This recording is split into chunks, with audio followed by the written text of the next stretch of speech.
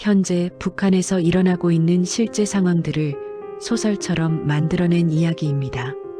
삼지연 씨에 들어온 지 3년째 되던 해 가을, 나는 비로소 이곳이 감옥이라는 사실을 깨달았다.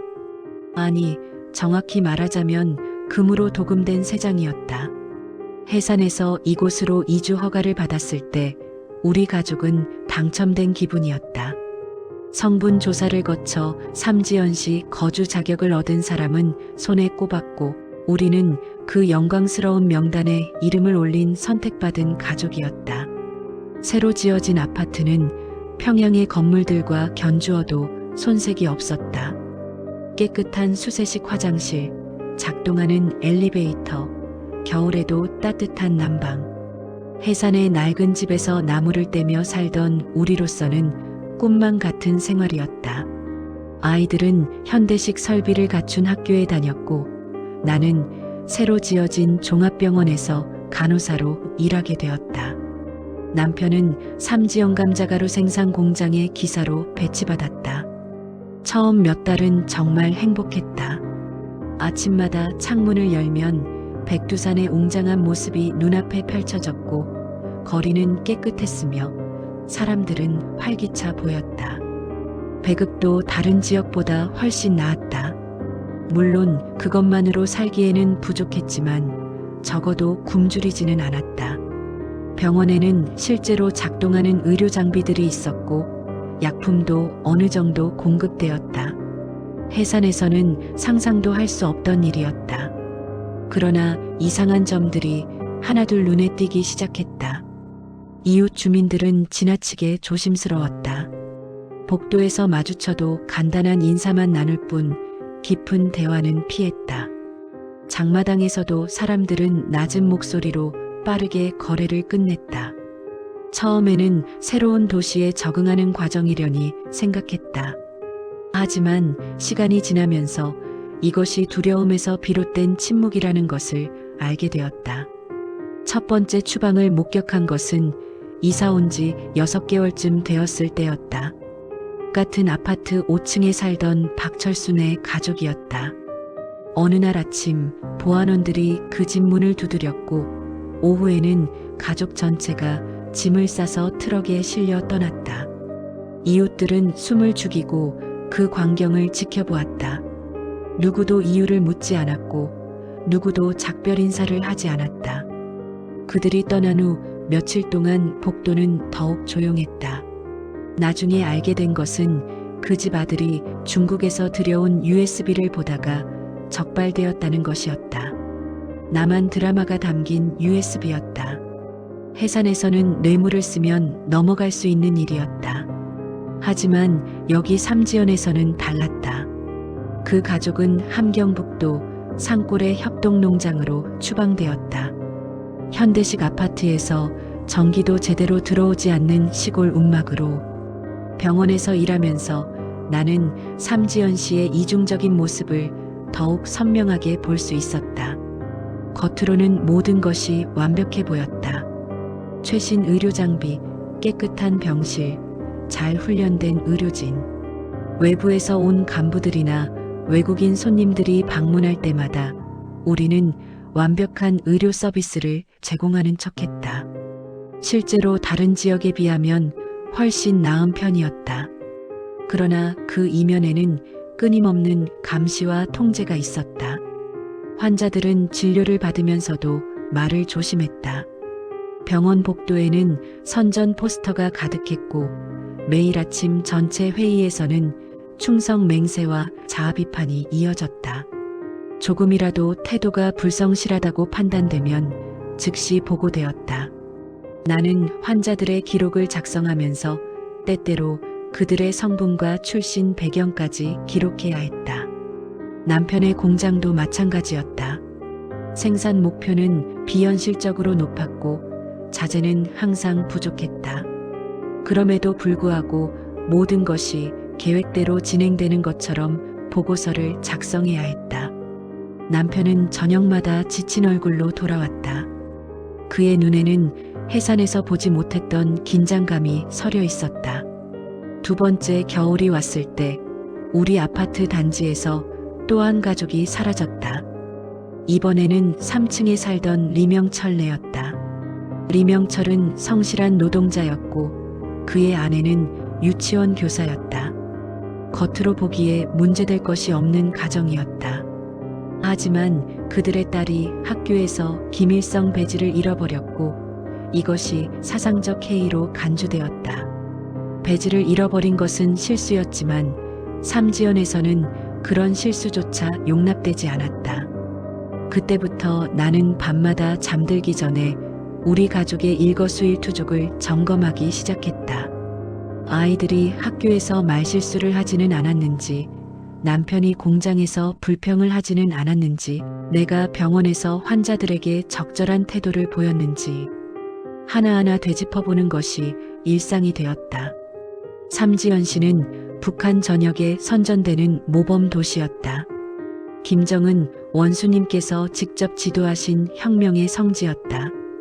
백두의 혈통이 시작된 곳이자 새로운 북한의 미래를 보여주는 곳이었다. 텔레비전과 신문은 끊임없이 삼지연의 발전상을 보도했다. 전국에서 사람들은 이곳에 살고 싶어 했다.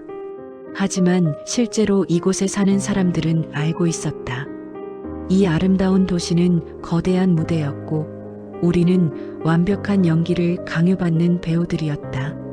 한순간의 실수, 한 번의 부주의가 모든 것을 앗아갈 수 있었다. 현대식 아파트에서 산골오지로, 문명에서 야만으로, 희망에서 절망으로 떨어지는 것은 한순간이었다.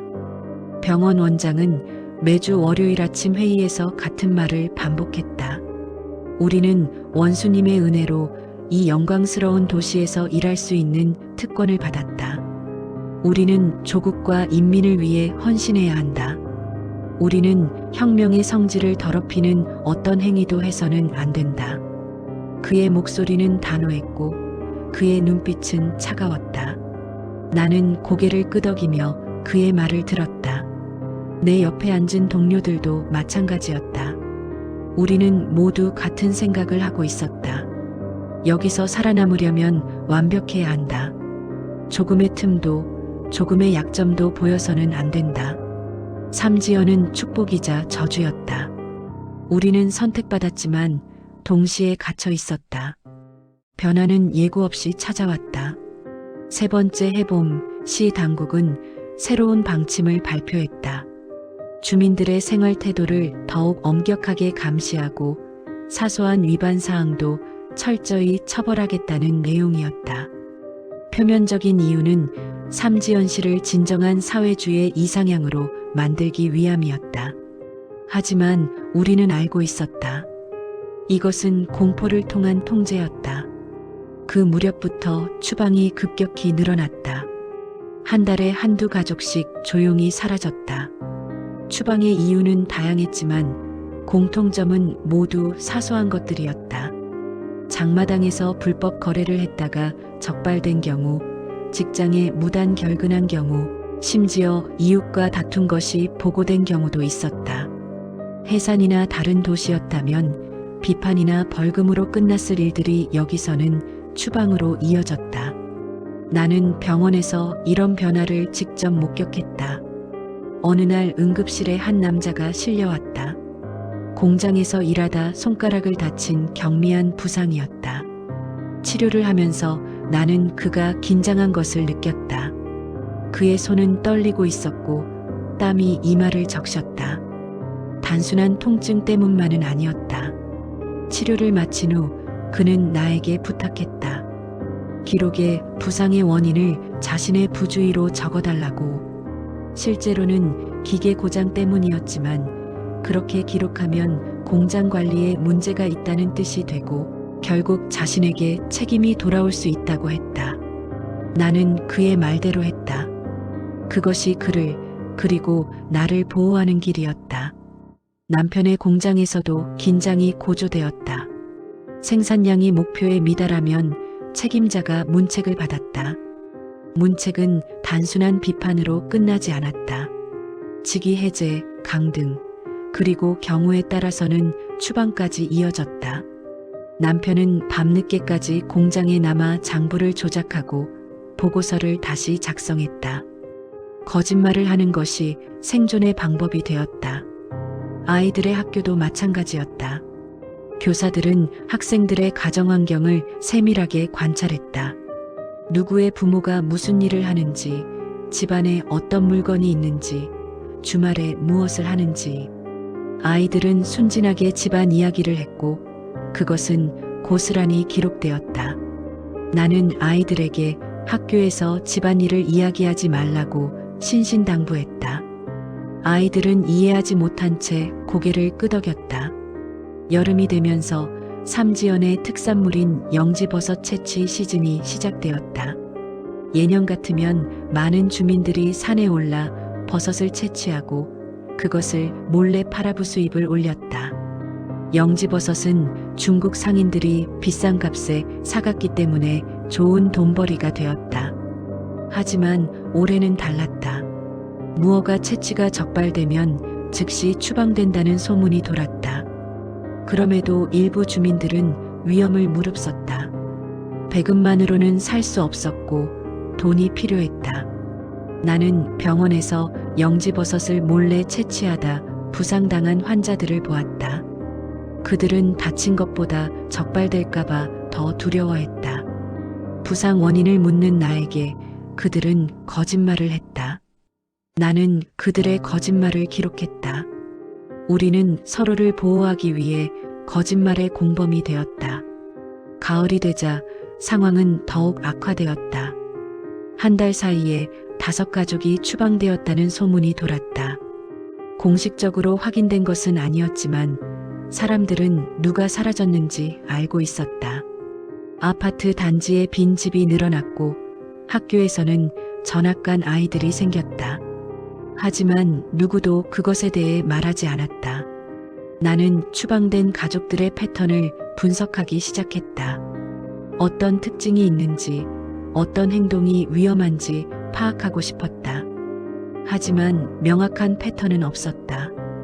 부유한 가정도 가난한 가정도 추방되었다. 당원도 비당원도 예외가 아니었다. 유일한 공통점은 무언가 눈에 띄었다는 것이었다.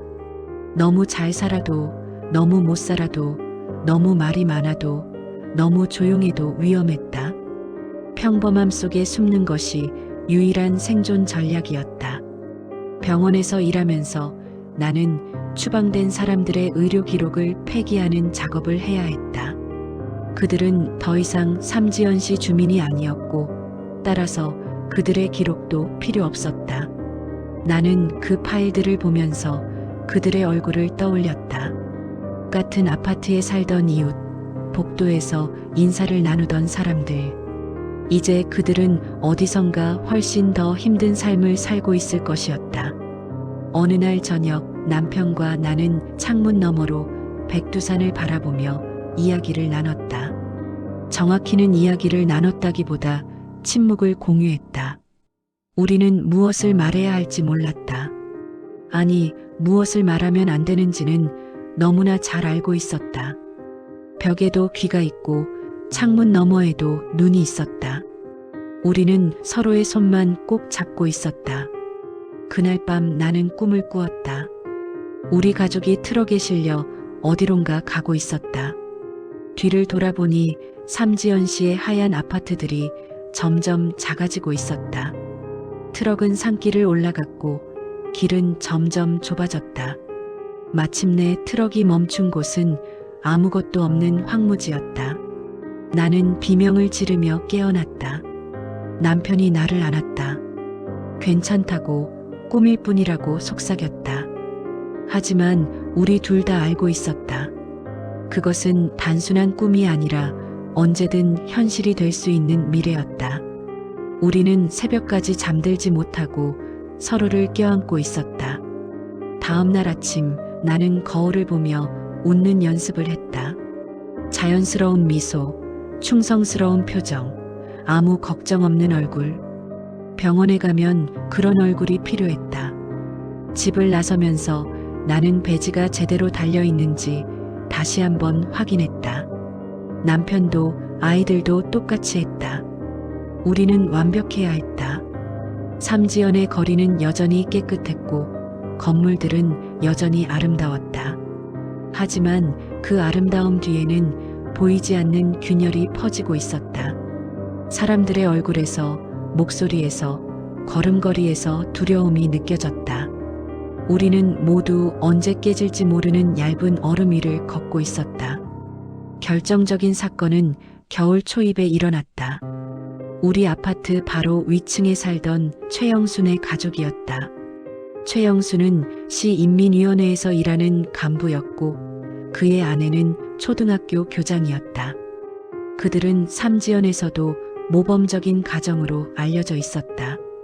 당 생활도 성실했고 자녀 교육도 철저했다. 하지만 어느 날 아침 보안원들이 그들의 집 문을 두드렸다. 최영수의 부모가 중국과 밀무역을 했다는 혐의였다. 최영수 본인은 아무런 잘못이 없었지만 가족의 죄가 그에게까지 미쳤다. 성분 문제였다. 삼지연에서는 3대까지 거슬러 올라가 성분을 따졌다. 그의 부모는 함경북도 온성에서 체포되었고 최영순의 가족은 그날 오후 삼지연을 떠나야 했다. 그 광경을 지켜보면서 나는 몸이 얼어붙는 것을 느꼈다. 최영수는 그 누구보다 충실한 당원이었다. 그는 규칙을 지켰고 열심히 일했으며 당의 방침을 따랐다. 하지만 그 모든 것이 한순간에 무너졌다. 혈통, 성분, 배경. 결국 그것이 모든 것을 결정했다. 그날 저녁 남편과 나는 우리 가족의 성분을 다시 점검했다. 해산에 계신 부모님은 평범한 노동자였다. 조부모님 세대도 농민이었다. 문제될 것은 없어 보였다. 하지만 우리는 알 수 없었다. 북한에서는 언제 어떤 이유로 성분이 재분류될지 몰랐다. 친척 중 누군가가 문제를 일으키면 그것이 우리에게까지 영향을 미칠 수 있었다. 최영순애가 떠난 후 삼지연 씨의 분위기는 더욱 냉랭해졌다. 사람들은 서로를 피했다. 친구 사이에도 깊은 이야기는 나누지 않았다. 가족끼리도 집안에서 목소리를 낮췄다.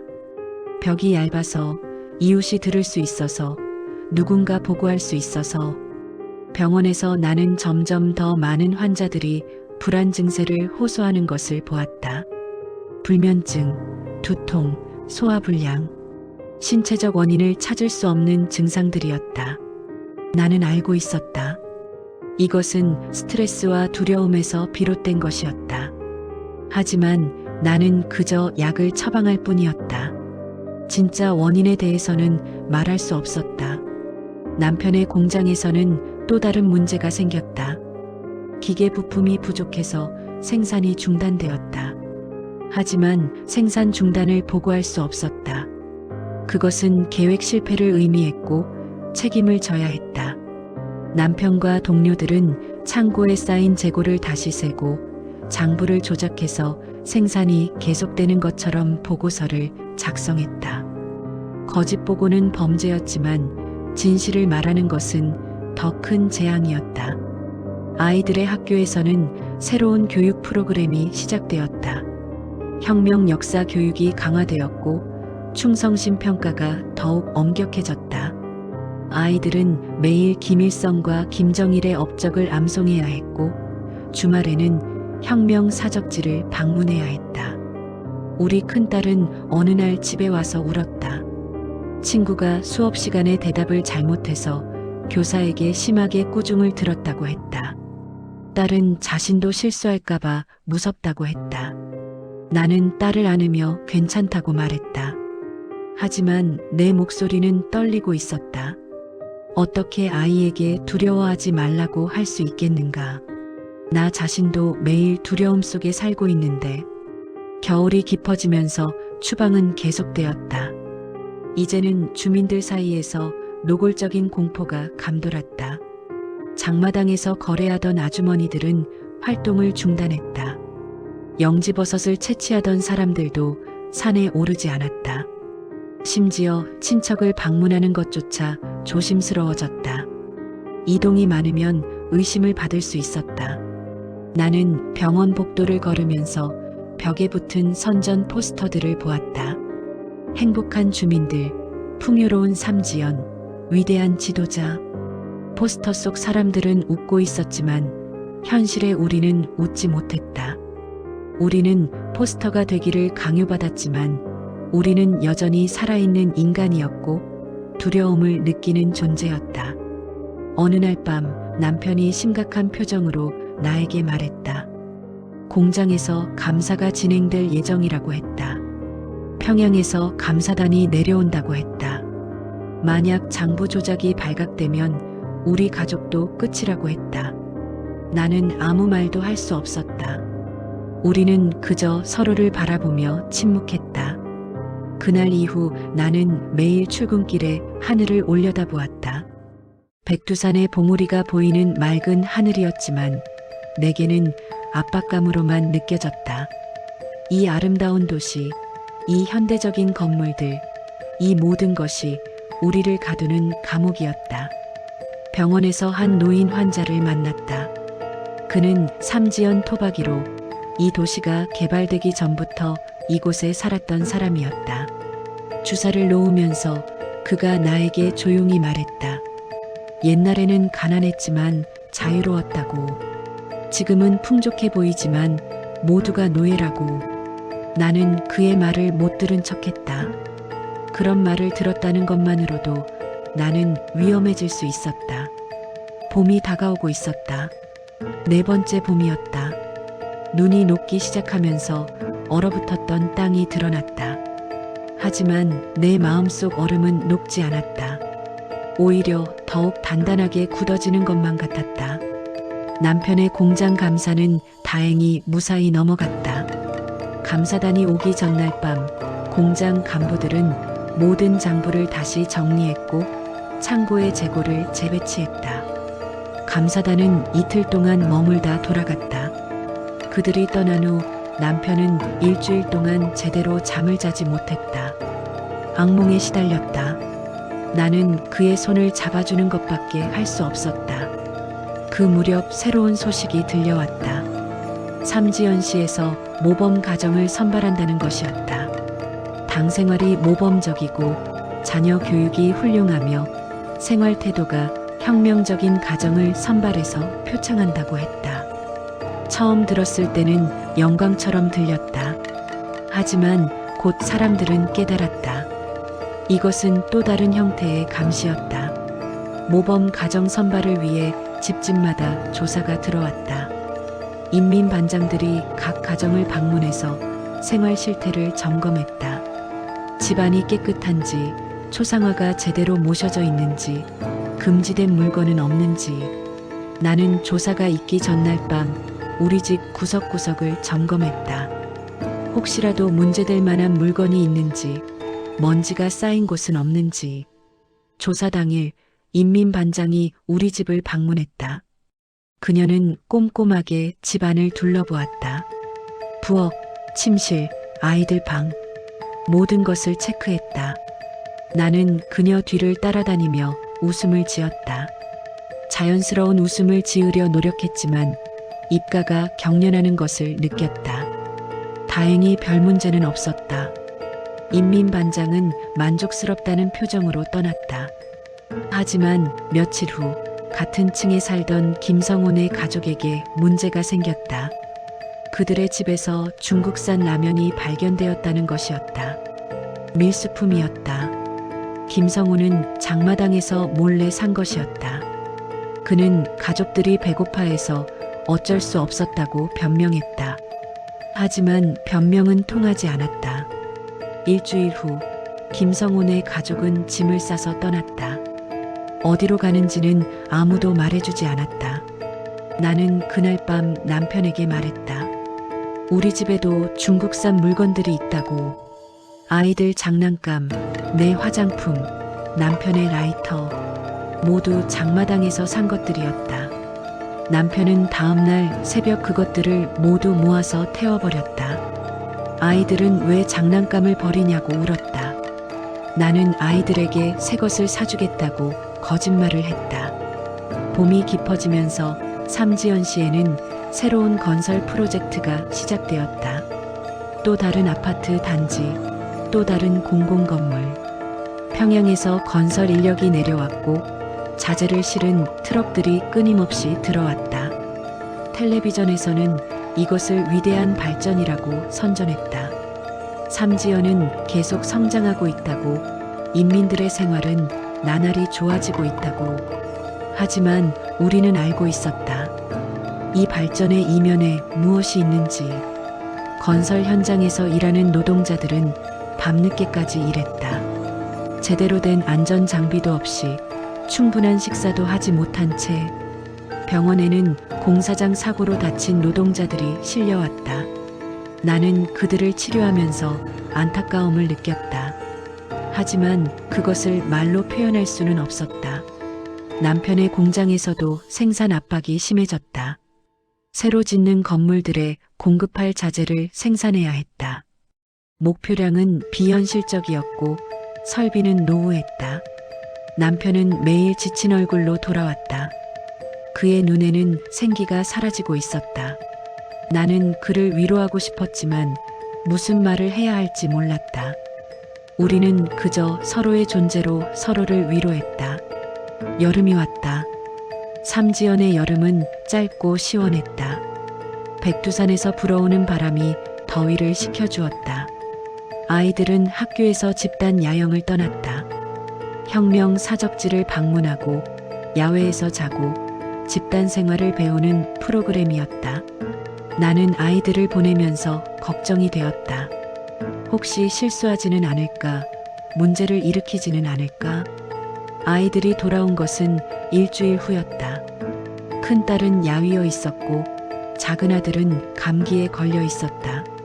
나는 그들을 안으며 무슨 일이 있었는지 물었다. 큰딸은 괜찮다고 했다. 하지만 그날 밤 딸은 악몽을 꾸며 소리를 질렀다. 나는 딸을 안고 진정시켰다. 딸은 울면서 말했다. 야영 중에 한 친구가 실수로 김일성의 초상화가 그려진 신문을 밟았다고. 그 친구는 선생님께 심하게 꾸중을 들었고 다른 아이들 앞에서 자아 비판을 해야 했다고. 나는 딸의 머리를 쓰다듬으며 말했다. 조심해야 한다고. 절대 그런 실수를 하면 안 된다고. 딸은 고개를 끄덕였다. 8살 아이가 이런 두려움 속에 살아야 한다는 것이 가슴 아팠다. 하지만 이것이 삼지연에서 살아남는 방법이었다. 병원에서는 여름철 전염병 예방 캠페인이 시작되었다. 모든 주민들이 예방접종을 받아야 했다. 나는 주사를 놓으면서 사람들의 얼굴을 보았다. 그들은 모두 지쳐 보였다. 육체적으로도 정신적으로도. 하지만 아무도 불평하지 않았다. 불평은 위험했다. 한 중년 여성이 내게 속삭이듯 물었다. 다른 도시로 이주할 방법이 있냐고. 삼지연을 떠나고 싶다고. 나는 깜짝 놀라 주위를 둘러보았다. 다행히 아무도 듣지 못한 것 같았다. 나는 그녀에게 조용히 하라고 했다. 그런 말을 하면 안 된다고. 그녀는 눈물을 흘리며 고개를 숙였다. 그날 밤 나는 그녀의 말을 떠올렸다. 나도 똑같은 생각을 한 적이 있었다. 삼지연을 떠나고 싶다고. 해산으로 아니면 다른 어디로든. 하지만 그것은 불가능했다. 삼지연에서 다른 곳으로의 이주는 허가받기가 거의 불가능했다. 일단 이곳에 들어오면 이곳에 갇히는 것이었다. 가을이 다시 왔다. 4번째 가을이었다. 나무들이 단풍으로 물들었고 공기는 차가워졌다. 나는 출근길에 떨어진 낙엽을 보며 생각했다. 저 나뭇잎들은 자유롭게 떨어진다고. 바람이 부는 대로, 중력이 이끄는 대로. 하지만 우리는 그렇지 못하다고. 그 무렵 충격적인 소식이 들려왔다. 한 간부 가정이 추방되었다는 것이었다. 시 당선전부에서 일하던 고위 간부였다. 그의 아내는 외화상점 지배인이었다. 겉으로 보기에 완벽한 가정이었다. 하지만 그들이 외화를 횡령했다는 혐의를 받았다. 증거가 있었는지는 알 수 없었다. 어쨌든 그들은 하루아침에 모든 것을 잃고 추방되었다. 그 사건은 주민들에게 큰 충격을 주었다. 간부도 예외가 아니라는 것을 보여주었다. 아무리 높은 지위에 있어도, 아무리 충성스러워도 언제든 추방될 수 있었다. 이것은 명확한 메시지였다. 누구도 안전하지 않다는 것. 나는 그날 이후 더욱 조심스러워졌다. 병원에서도, 집에서도, 거리에서도 내가 하는 모든 말, 모든 행동이 감시받고 있다고 생각했다. 그것은 편집증처럼 보일 수도 있었다. 하지만 삼지연에서는 편집증이 생존 본능이었다. 겨울이 성큼 다가왔다. 네 번째 겨울이었다. 첫눈이 내렸고 거리는 하얗게 변했다. 아이들은 눈사람을 만들고 싶어 했다. 나는 허락했다. 아이들이 즐거워하는 모습을 보는 것이 유일한 위안이었다. 하지만 그 즐거움도 잠깐이었다. 인민반장이 지나가다 눈사람의 위치가 초상화를 가린다며 치우라고 했다. 아이들은 실망한 얼굴로 눈사람을 무너뜨렸다.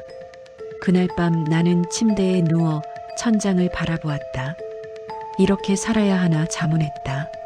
매일 두려움 속에서 매 순간 조심하며 진짜 내 모습을 숨기고 이것이 과연 삶이라고 할 수 있을까?